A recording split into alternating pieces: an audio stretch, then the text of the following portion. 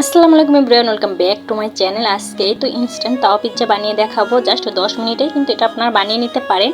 আর আমি আজকে চিজ ছাড়াই চিজি তাওয়া পিৎজাটা বানিয়ে দেখাবো। মানে এটা খেতে কিন্তু একেবারে চিজি লাগবে।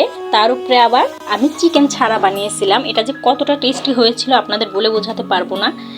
দেখুন, দেখতেই কিন্তু অনেকটা লোভনীয় লাগছে। যাই হোক, চলুন রেসিপিটি শেয়ার করি।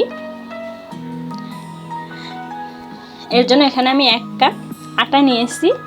ময়দা সচরাচর সকলের ঘরে থাকে না, সেজন্য আমি আটা দিয়ে আপনাকে বানিয়ে দেখাবো।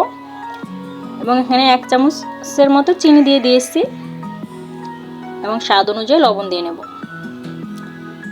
1 কাপ আটার জন্য 1 চামচ চিনি যথেষ্ট।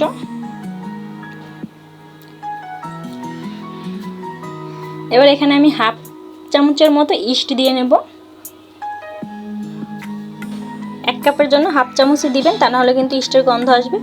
এটা আমি রোজ রয়েলের ইস্ট ইউজ করেছি, আপনারা যে কোনো ব্র্যান্ডের ইস্ট ইউজ করতে পারেন। তারপর এটাকে একটু ভালো করে চামচ দিয়ে মিশিয়ে নিলাম।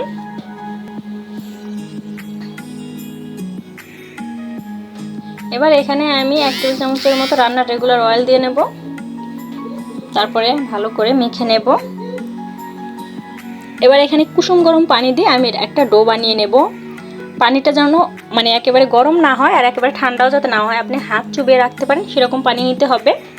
তারপর এখানে একটা সফট ডো বানিয়ে নেব আমি। উপরে আরেকটু তেল দিয়ে ভালো করে একটু আমি মুথে নেব।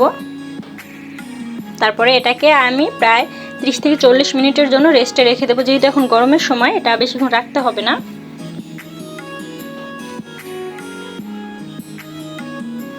এর মধ্যে আমি পিৎজার পুরটা বানিয়ে নেই। এখানে আমি একটি ফ্রাই প্যানে প্রায় 1.5 টেবিল চামচের মতো রান্নার রেগুলার অয়েল দিয়ে নিয়েছি। তারপরে এখানে আমি পেঁয়াজ কুচি দিয়ে নেব। এবার এখানে আমি একটি টমেটোর হাফ টমেটো এখানে দিয়ে নিয়েছি। এখানে আমি গাজর কুচি দিয়ে নিয়েছি। আমি আজকে সবজি দিয়ে আমি পিৎজাটা বানিয়ে দেখাবো। একটু ভালো করে ভেজে নিতে হবে।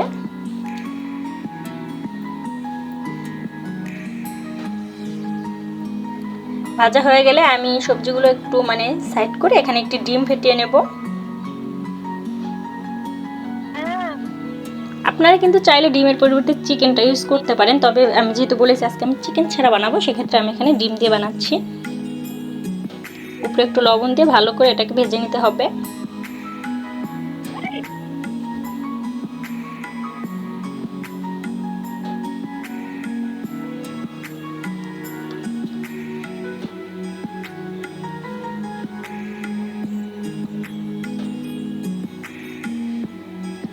আমি এভাবে ঝুড়ি করে নিচ্ছি, তাহলে কি হবে, সব জায়গায় সমানভাবে এটা আমি দিতে পারবো।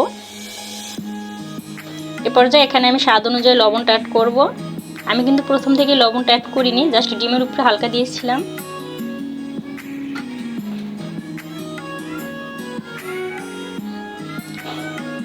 তারপর এখানে আমি হালকা মরিচের গুঁড়াটা অ্যাড করব আর হলুদের গুঁড়াটা অ্যাড করব।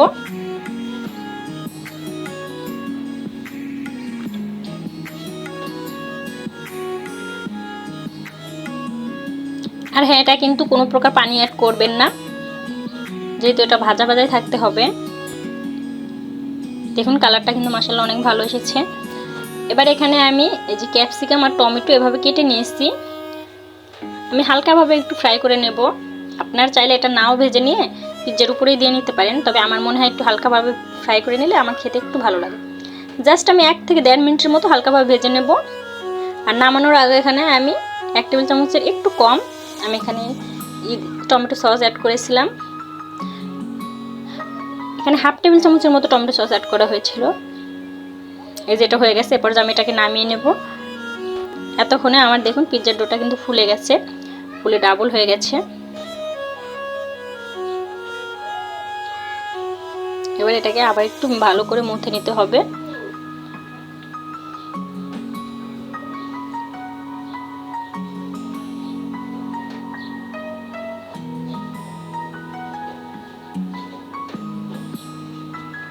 দেখুন, এটা কিন্তু খুবই সফট হয়েছে। আমি হাতে একটু আটা নিয়ে ভালো করে মুথে নিয়েছি।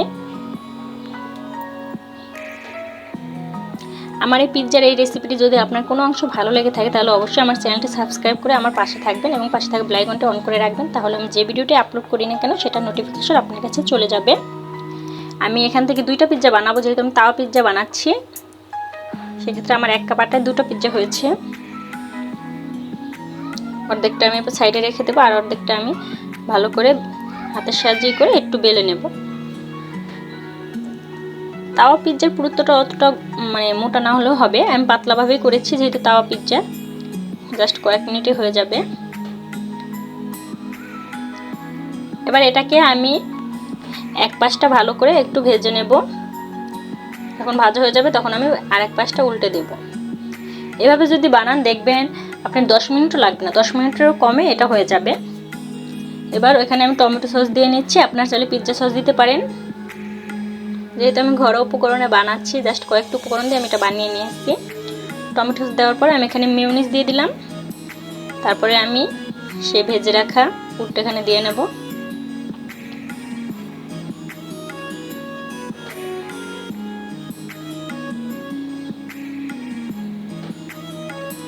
এবার এটাকে আমি প্রথমে 5 মিনিটের মতো মানে একেবারে লো হিটে এটাকে করে নিতে হবে। এখানে আমি নিচে একটি তাওয়া দিয়েছি যাতে নিচটা একেবারে ড্রাই না হয়ে যায়।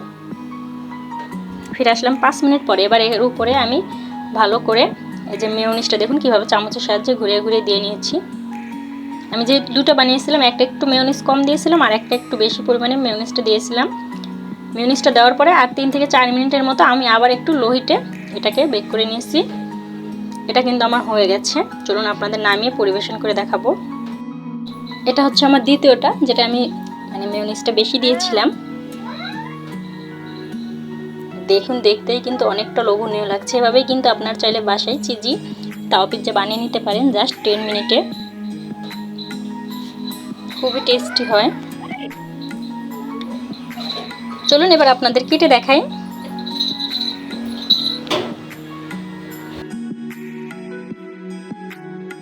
আমি যখন এটার বয়স লাগাচ্ছিলাম আমার তখন আবার খেতে ইচ্ছা করছিল, মানে এটা দেখে এর লুকটা দেখেই আমার মানে এতটাই লোভনীয় লাগছিল। যাই হোক, এই যে দেখুন, আর রুটিটাও কিন্তু অনেকটা সফট হয়েছিল। ভিডিওটি ভালো লাগলে কিন্তু চ্যানেলটি অবশ্যই সাবস্ক্রাইব করবেন এবং একটি লাইক দিয়ে আমাকে উৎসাহিত করবেন। সকলে ভালো থাকবেন, সুস্থ থাকবেন। খোদা হাফেজ।